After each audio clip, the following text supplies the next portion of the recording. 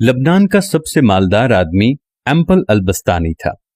उसने अपने लिए एक खूबसूरत इलाके में जो कि बैरूत के साहिल पर वाक़ था कब्र बनवाई कि मरने के बाद मुझे इस कब्र में दफन किया जाए।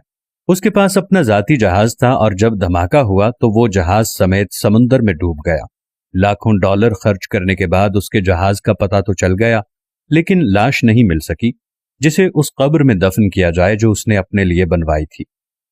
नंबर 2, बरतानिया का एक बहुत ज्यादा मालदार आदमी एक यहूदी रोब तिशलर था। वो इतना दौलतमंद था कि कभी कभी हुकूमत उससे कर्ज लेती थी। उसने अपने अजीमुशान महल में एक कमरा अपनी दौलत रखने के लिए मुख्तस किया था जो कि हर वक्त सेमो जर से भरा हुआ रहता था। एक दफा वो इस कमरे में दाखिल हुआ और गलती से दरवाजा बंद हो गया। दरवाजा सिर्फ बाहर से खुल सकता था, अंदर से नहीं। उसने जोर जोर से चीखो पुकार शुरू की, लेकिन महल बड़ा होने की वजह से किसी ने उसकी आवाज न सुनी। उसकी आदत थी कि वो कभी कभी बगैर किसी को बताए कहीं कहीं हफ्ते हफ्ते गायब रहता था। जब वो किसी को नजर नहीं आया तो घर वालों ने सोचा कि हस्बे आदत कहीं गया हुआ होगा। वो बराबर चीखता रहा, यहां तक कि उसे सख्त भूख और प्यास लगी। उसने अपनी उंगली को जख्मी किया और कमरे की दीवार पर लिखा, दुनिया का सबसे मालदार आदमी भूख और प्यास से मर रहा है। उसकी लाश कहीं हफ्ते बाद दरियाफ्त हुई। ये पैगाम है उन लोगों के लिए जो समझते हैं कि मालो दौलत ही हर मुश्किल का हल है और दुनिया की हर जरूरत इससे पूरी की जा सकती है।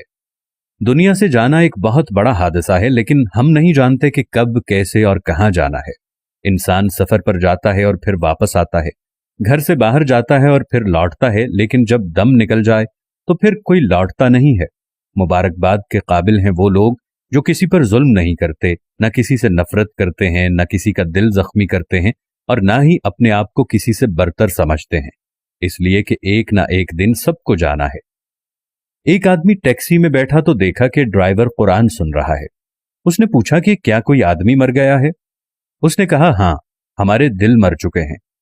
कैदी इसलिए कुरान मांगता है कि कैद तन्हाई में उसका साथी बने। मरीज अस्पताल में इसलिए कुरान मांगता है कि अल्लाह उसके मरज को दूर करे। और मुर्दा कब्र में तमन्ना करता है कि काश मैं कुरान पढ़ता तो आज कब्र में मेरा गमखार होता। आज ना हम कैदी हैं, ना हम मरीज हैं और ना ही हम मरे हुए हैं कि कब्र में कुरान की तमन्ना करें। कुरान आज हमारे हाथों में है, आंखों के सामने है, तो क्या हमें इस बात का इंतजार है कि हम इन मुसीबतों में से किसी एक मुसीबत में गिरफ्तार हो जाएं और फिर कुरान को तलब करें? ऐ अल्लाह, हमारे कुरान को हमारे दिलों की बहार, सीनों का नूर, उयूब की पर्दापोश, नुफूस का मददगार, कब्र का साथी और रोज़े महशर में सिफारिशी बना दे और हमें कुरान पाक के हुकूक अदा करने की तौफीक इनायत फरमा दे। हमारे रब हमें कुरान पर ईमान लाने, पढ़ने और इसे ज़बानी सीखने और समझने और अमल करने और दूसरों तक पहुंचाने की तौफीक अता फरमा। मैं अपने तमाम देखने वालों से ये गुजारिश करता हूं कि कुरान की कदर कीजिए। कुरान को अपने घर के ऊपर वाले अलमारी के हिस्से में रखने की बजाय, कपड़े में लपेट कर रखने की बजाय अपनी जिंदगी में इसे निकाल कर रोज का 1-2 सफ़हा जरूर पढ़ें ताकि क़यामत वाले दिन कुरान हमारी शिफाअत का बाइस बन सके।